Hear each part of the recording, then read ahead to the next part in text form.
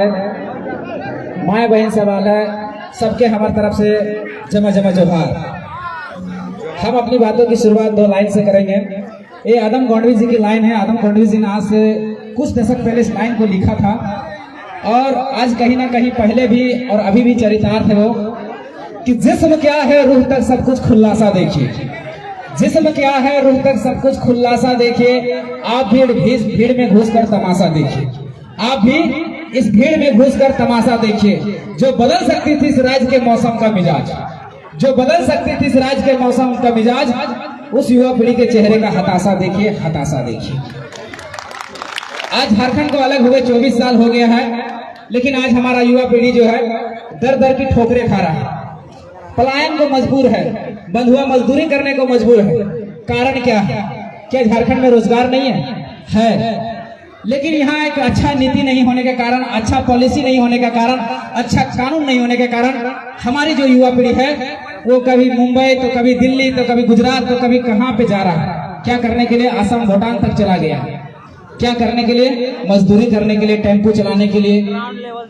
तो जब इन नीतियों के बारे में जब हम लोगों ने जानने का प्रयास किया कि आखिर झारखंड का इतना मिनरल्स देने वाला, इतना खनिज देने वाला राज्य आखिर इस तरह का शोषण और जुल्म क्यों सह रहा है, तो हम लोगों ने जब जड़ में जाने का कोशिश किया तो हमें एक ही चीज बात को पता चला कि झारखंड अलग हुए 24 साल हुआ, लेकिन झारखंड को आज तक एक आइडेंटिटी नहीं मिल पाया, एक पहचान नहीं मिल पाया।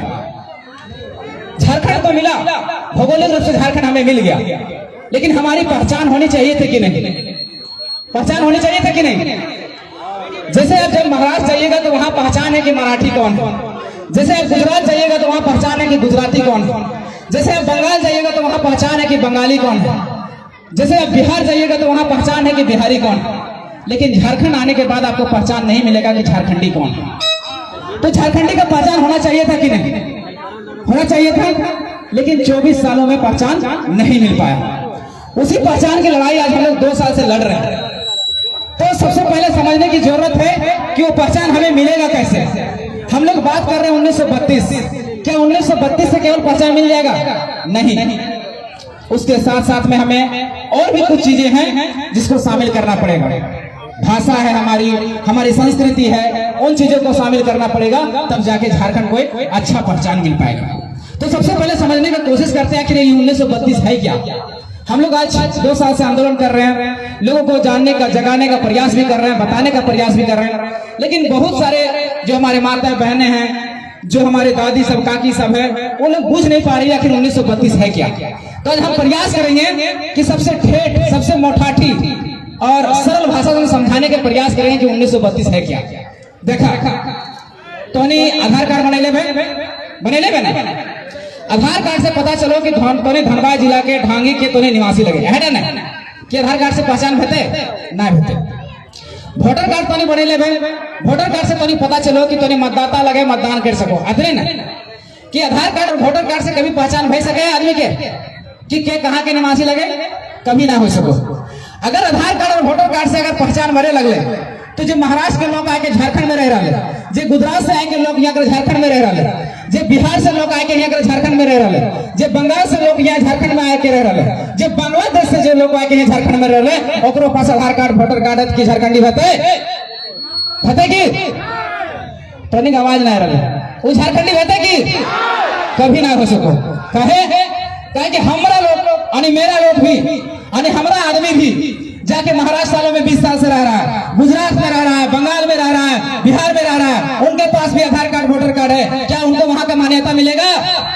कभी नहीं मिलेगा, क्योंकि उसके लिए आपको जमीन का कागजात होना चाहिए, जमीन का रसीद होना चाहिए, जमीन का पट्टा होना चाहिए। लेकिन ये चीजें उनके पास नहीं होता है, इसलिए वहां गुजरात का निवासी वो नहीं हो सकता, इसलिए बिहार का निवासी नहीं हो सकता, महाराष्ट्र का निवासी नहीं हो सकता। तो हम झारखंडी दूसरे को कैसे दे देते हैं प्रमाण? आए यहाँ पर 20 सालों से 30 सालों से जो लोग आए हैं वो दावा कर रहे हैं कि हम 40 सालों से झारखंड में रह रहे हैं, हम भी झारखंडी है। झारखंडी होगा क्या? नहीं होगा। इसका ताजा उदाहरण समझिए। हमारे लोगों को 1980 के दशक 1921 के दशक में हमारे लोगों को यहाँ से उजाड़ के असम को बसाने के लिए, अंडमान निकोबार को बसाने के लिए 1 से 1.5 लाख लोगों को ले जाया गया और असम में बसाया गया। उन्होंने असम में बसा, अंडमान निकोबार को साफ किया, अंडमान निकोबार को बसाया, लेकिन आज तक अंडमान निकोबार के जो वहाँ है, वहाँ की सरकारें हमारे झारखंड को वहाँ मान्यता नहीं दी है, असम की सरकार ने मान्यता नहीं दी है। तो हम यहाँ कैसे दे देंगे? मान्यता देंगे क्या? नहीं दे सकते। आज समझिए 1932 में काकी सब तो नहीं समझिए, जेठी सब तो नहीं समझिए, 1932 से अगर से लाभ की भेटो मान लीजिए तोर बचवा तो नहीं है ना, घोरना घोरा घोरना टमाटर बुझे बिलाती बुझे, तो तोने टमाटर लगो है, आलू लगो है, बिलाती लगो है, और पहले तोने घोरना घोरा है ना। किस लिए घोरना घोरा है? कि अगर तोने टमाटर लगेले, बिलाती लगेले, चाहे आलू लगेले, उठा तो नहीं चेर ना जा है खातिर ने। अब हमने सरकार की कर ले हो कि हमने के लिए घोरना घोरबे ना कर ले, तो जब तो घोरना ना घोर ले हो और मान लीजिए 100 को नौकरी निकल लो, तो 100 को 90 को नौकरी बाहर के लोग ले जीतो कि नहीं ले जीतो? और वो 90 को नौकरी सुरक्षित तो हाथे कैसे होतो? जब तक वो घोरना घोर लेते। आज तो 500 टका के 1000 टका के बिलाती लगो है, आलू लगो, और लिए तो नहीं घोरना घोरो। अब इतना बड़ा तो नहीं कि जीवन हो जगह में तोर बाल बच्चा के तो नहीं रोजगार मिल सको हो, लेकिन ओकर लिए घोरना घोरे के काम ना कर ले, तो ये घोरना घोरे पड़ते कि ना पड़ते? अच्छा तो टाटी मतलब बुझे? टाटी ना बुझे? जब गोहाल घर लगवा, गोहाल घर में आप कमायर लगो लगल था, दरवाजा लगो लगल था, पहले टाटी हो बांस के बनल रहा टाटी। तो जब भी हमने घास फोड़ा गाय गरु के दो हले तो पहले टाटी लगा लो, बाद घास फोड़ा दो के जाना है कि घास फोड़ा दबे तो बाहर के गरु ले रो हिया के हमारे घास फोड़ा के ना खा जैसे तो टाटी लगो। अब झारखंड में टाटी लागले ना हो, घोरना घोरे भी ना कर लो, तो जो बाहर के लोग वो तो नौकरी चाकरी लेतो कि ना, तो रोजी रोजगार खेतो कि ना खेतो ना, से खातिर तो घोरना घोरे जातो। और घोरना तो कैसे घोरे थे? वो घोरे तो 1932 के बाद। हम ये नहीं कहते कि केवल 1932 ही लागू किया जाए, हम कहते हैं कि मेरा पहला सर्वे सेटलमेंट 1908 है, 1908 को शामिल किया जाए, 1932 को केवल डेडलाइन माना जाए, इसलिए कि झारखंड के 85% इलाकों में 1932 का सर्वे हुआ है, तो 1932 को शामिल किया जाए। 1932 को शामिल करने के बाद 1954 को और 1964 को भी शामिल किया जाए, और 1964 के पहले जितने सर्वे सेटलमेंट है उसके आधार पर मान्यता दे कि झारखंडी कौन है। ये हम मांग कर रहे हैं। हम ये नहीं मांग कर रहे कि केवल 1932 ही होना चाहिए, नहीं, हम जो बात करेंगे वो संवैधानिक करेंगे, जो बात करेंगे हम ऑथेंटिक बात करेंगे, जो लागू हो सकता है, जो नियम बन सकता है, जो कानून बन सकता है, जो अन्य राज्यों में है वही हम बात करेंगे। उसके बाद जब 1932 हमारा लागू होगा, हमारे झारखंडियों को पहचान मिलेगा। उसके बाद हमारे जो बच्चे हैं, हम बच्चों के लिए अपनी नौकरियां कैसे सुरक्षित करेंगे? उसके लिए हमारी भाषा है, जैसे झारखंड में 5 जनजाति और 4 क्षेत्रीय भाषा, संथाली है, मुंडारी है, कुड़ुक है, हो है, खड़िया है, और 4 क्षेत्रीय भाषा खोटा है, कुड़माली है, नागपुरी है, पंचबरगनिया है। इन भाषाओं के बैरिकेडिंग लगाया जाए, घोरना घोरा जाए। बैरिकेडिंग मतलब क्या? देखिए वो अतिथि के लिए एक बैरिकेडिंग बना हुआ है कि वो अतिथि रूम है, वहां पर बाहर के लोग नहीं आ सकते, क्यों? ये बैरिकेडिंग है। बस उसी तरह से राज्य में भी बैरिकेडिंग लगाया जाए भाषा का कि बाहर के लोग यहाँ पर घुस ना पाए, तभी हमारी नौकरियां सुरक्षित हो सकती है हमारे हाथों में। इसलिए हम बात करते हैं, हम केवल ये नहीं कहते कि केवल 1932।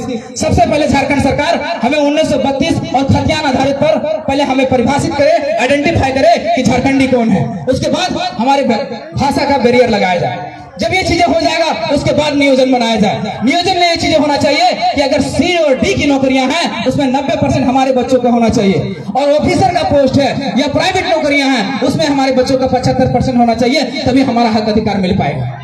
आज झारखंड में क्या हो रहा है? ये चीजें नहीं होने के कारण क्या हो रहा है? आज आप पीजीटी का वैकेंसी देख लीजिए, लैब असिस्टेंट का वैकेंसी देख लीजिए, इंजीनियरिंग की वैकेंसी देख लीजिए, सभी में 75% से 80% बाहर के लोग घुस जा रहे हैं। तो हम कहां जाएंगे?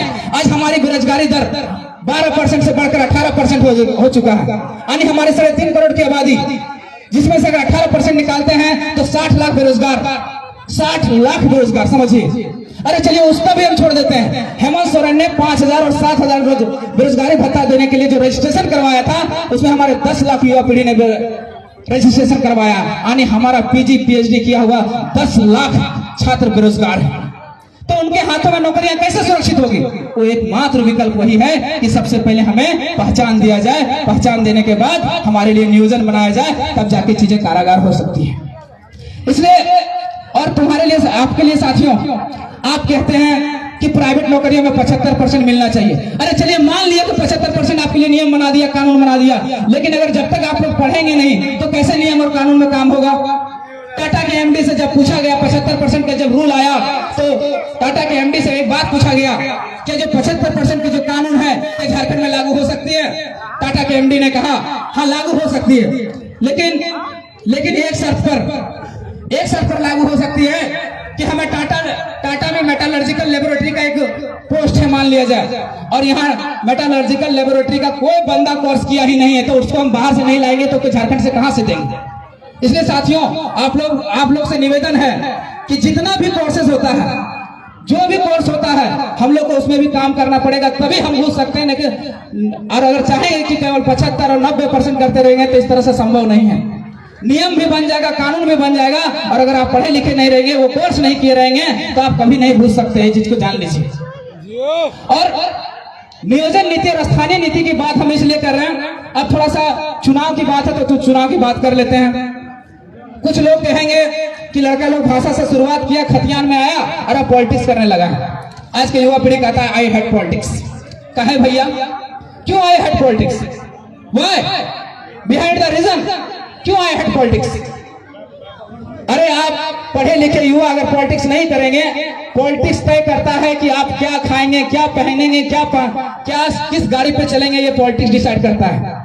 आज 7 लाख पर टैक्स लगाना है कि 10 लाख पर टैक्स लगाना है, पॉलिटिक्स डिसाइड करता है। और आप कहते हैं आई हेट पॉलिटिक्स। माई साहब तोने याद करिए, तोने जो माथों में सिंदूर लगे 10 टका के, ओकर में 2 टका तोने टैक्स भर ले। 2 टका टैक्स तय करे वाला पॉलिटिक्स तय करो, तो नेता तय करो, तो विधायक तय करो, और तोने बोला आई हेट पॉलिटिक्स। आई तोने 100 रुपए के पेट्रोल भराया है, 100 टका में 20 टका जीएसटी ले ले केंद्र सरकार, 20 टका जीएसटी ले ले तो राज्य सरकार 40 टका पे टैक्स लगे ले। अगर 40 टका माफ कर दिया जाए तो थोड़ा 60 टका में पेट्रोल आ जी। तो ये कौन तय किया? ये आपका सांसद तय किया, आपका विधायक तय किया, और आप बोलते हैं हेड पॉलिटिक्स। भैया ये लव पॉलिटिक्स। एक बहुत बड़े विशेषज्ञ ने कहा था कि राजनीति से अर्थव्यवस्था चलती है और अर्थव्यवस्था से दुनिया चलती है। तो भैया राजनीति कीजिए, आई हेट पॉलिटिक्स नहीं, आई लव पॉलिटिक्स कीजिए। और ये कहता है कि लोग सांसद बनना है, विधायक बनना है। हाँ हम कहते हैं कि हम सांसद और विधायक बनने आए हैं। क्यों बनने का जरूरत पड़ गया? हम भी पढ़ने वाले छात्र थे, हम भी सिविल सर्विस का स्टूडेंट थे, क्यों हमें पॉलिटिक्स में करना पड़ गया? क्योंकि आप हमारे लिए नीतियां नहीं बनाया, आप हमारे लिए कानून नहीं बनाया, इसलिए पॉलिटिक्स करना पड़ रहा है। और हम कहते हैं विधायक सांसद क्यों बनना चाहिए, अब हम बताते हैं। अब बात करते हैं नियम और कानून का। आपको 1932 का तो बात कर दिया है। 1932 को लागू करने के लिए आपको 9वीं अनुसूची में जाना पड़ेगा। 9वीं अनुसूची यानी संविधान में संशोधन, संविधान के अनुच्छेद 368 में संशोधन करना पड़ेगा। यानी कौन संशोधन करेगा? सांसद तय करेगा। आपके पास 14 सांसद हैं और संशोधन करने के लिए 272 सांसद का जरूरत पड़ता है। अब बताइए 9वीं अनुसूची में कैसे कानून आपका बनेगा? जब आपका माई माटी का बेटा टाइगर जयराम मातो अपने साथ कुछ साथियों को अगर लेके नहीं जाएगा और अपने मजबूती से अपनी बातों को लोकसभा में नहीं रखेगा, क्या कानून बन पाएगा? तो इसलिए आपको सांसद बनाना पड़ेगा इसको। चाहे धनबाद लोकसभा हो, चाहे गिरिडीह लोकसभा हो, आपको वहां बात उठाने वाला चाहिए। ये लोग एक सवाल और भी आता होगा आप लोग के मन में कि ये लोग क्षेत्रीय भाषा की बात करता है, क्षेत्रीय अधिकार की बात करता है, तो ये लोग संसद में जाके क्या करेगा? 1932 को लागू करवाने के लिए 9वीं अनुसूची में ऐसा नहीं है कि पहले हमारा कानून जो है 9वीं अनुसूची में नहीं गया है। जब 66वां संविधान संशोधन 1990 में हुआ था, तब हमारे CNT एक्ट को 9वीं अनुसूची में डाला गया है। तब भी हमारे पास उतना सांसद नहीं थे, लेकिन कानून बना था कि नहीं बना था? बना था ना। तो आज भी कानून बनेगा, केवल आवाज उठाने वाला होना चाहिए आपके सदन में। इसलिए ये चीजें होनी चाहिए। और दूसरा बात, आपको डाइवर्ट करने का प्रयास चलेगा कि लड़ाई 1932 जो है ये महतो की लड़ाई है। नहीं भैया, ये बरगराने का षड्यंत्र है, साजिश है। अच्छा आप लोग बताइए, हमारे लिखा रहता है, हम लोग नारा लगाते हैं कि हमारी पहचान 1932 का खतियान, झारखंडियों की पहचान 1932 का खतियान। अगर महतो की रहता तो लिखा नहीं रहता कि महतो की पहचान 1932 का खतियान, आदिवासियों की पहचान 1932 का खतियान, मुसलमानों की पहचान 1932 का खतियान, मंडल की पहचान 1932 का खतियान, बावरी का पहचान 1932 का खतियान। पर ऐसा है क्या? नहीं है। क्या है? हमारी पहचान 1932 का खतियान, मतलब हमारी मतलब झारखंडियों की पहचान 1932 का खतियान। झारखंडी मतलब कौन? झारखंडी मतलब कौन? हमारी कोई न जात है, ना संप्रदाय है, न लिंग है, ना धर्म है, हमारी एक ही जात है, और क्या है? झारखंडी है। इसलिए इस षड्यंत्र में फंसना नहीं है, इस बात को याद रखिएगा। और नियम और कानून आपको सड़क पर नहीं सदन में बनता है। इसलिए जयराम महतो के नेतृत्व में जितने भी जो भी आएंगे, आप उनका चुनने का काम कीजिए, तभी जाके नियम बनेगा, तभी जाके कानून बनेगा। इसलिए पॉलिटिक्स करना है। पॉलिटिक्स हम अपने लिए करने नहीं आए हैं। हम ये पीएन सिंह और राज सिन्हा जैसे धन संपदा जमा करने के लिए नहीं आए हैं। हम पॉलिटिक्स इसलिए करने आए हैं कि हमारे आने वाले पीढ़ी के लिए नियम बन सके, कानून बन सके, उनका हक अधिकार जो है उनके हाथों में सुरक्षित होना चाहिए। इसलिए हम पॉलिटिक्स करने आए हैं और हम गर्व से कहते हैं कि हम पॉलिटिक्स करेंगे। अगर हमारे अंदर नेतृत्व करने की क्षमता है तो हम नेतृत्व करेंगे और राज्य को संभालेंगे भी और संवारेंगे भी और आगे भी लेके जाएंगे। कौन कौरव कौन पांडव टेढ़ा सवाल है, कौन कौरव कौन पांडव टेढ़ा सवाल है। चारों तरफ शकुनी का फैला कुट जाल है। धर्मराज ने छोड़ी नहीं है जुए की लत, हर पंचायत में पंचाली अपमानित है। कोई राजा बने या रंग, प्रजा का तो रोना है, प्रजा का तो रोना है। क्या फर्क पड़ता है इस देश में राजा कौरव हो या पांडव।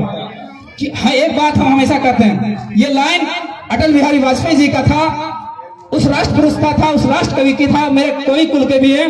कहते हैं कि क्या फर्क पड़ता है इस देश में राजा कौरव हो या पांडव। क्या फर्क पड़ता है इस देश में राजा कौरव हो या पांडव। जनता तो बेचारी द्रौपदी है, जनता तो बेचारी द्रौपदी है। अगर कौरव राजा हुए तो चीरहरण के काम हो आएगी, अगर पांडव राजा हुए तो जुए में हारती जाएगी। आज 24 साल के झारखंड में कभी बीजेपी का सरकार बनता है, वो लूटने का काम करता है, कभी कांग्रेस का सरकार बनता है, वो लूटने का काम करता है, कभी जेएमएम का सरकार बनता है, वो लूटने का काम करता है, कभी आसू की सरकार बनती है, वो लूटने का काम करता है। तो भैया क्या इसी तरह से लूटते रहिएगा, इसी तरह से आपका शोषण होते रहेगा, आपके बाल बच्चों का शोषण होते रहिएगा। जागना पड़ेगा आप सभी को। एक बहुत सुंदर गीत लिखा गया है। हम सिंगर नहीं हैं, लेकिन आपकी दुर्भाग्य और दुर्दशा देखिए, 2 लाइन है। हम चाहते हैं कि वो लाइन आप लोग के लिए पेश करें कि एक दिन कर सुताल जाग आदिवासी, राज तोर डूबी जात हो। अरे एक दिन कर सुताल जाग आदिवासी, राज तोर डूबी जात हो। अरे एक दिन कर सुताल जाग मूलवासी, राज तोर डूबी जात हो। अरे एक बोतल दारू लागिन रे, घर दुरा बिकियो जात हो। अरे एक बोतल दारू लागिन रे, घर दुरा बिकियो जात हो।